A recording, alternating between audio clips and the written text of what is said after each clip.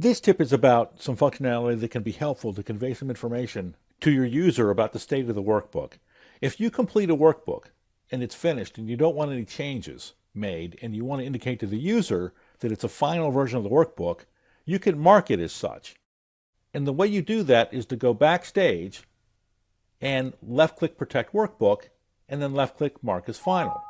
Excel says this workbook will be marked as final and then saved. I'm going to left-click OK. And then it tells me the document has been marked as final to indicate that editing is complete and that this is the final version of the document.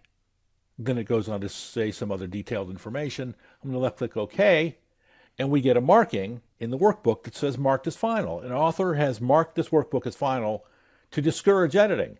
And that's all this does. It's not a protection setting because right next to that information, there's a button that says Edit Anyway. This protection setting can also be seen backstage in the info area. Again, it says the workbook has been marked as final to discourage editing. I'm going to escape to go back into the workbook. And as I said, it's not a protection level setting because somebody can click this, Edit Anyway, and then edit the workbook, and then go back, stage, and mark it as final again.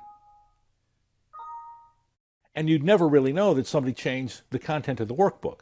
But it does at least convey some information to a user that the workbook is in a final state and that it's not a work in process.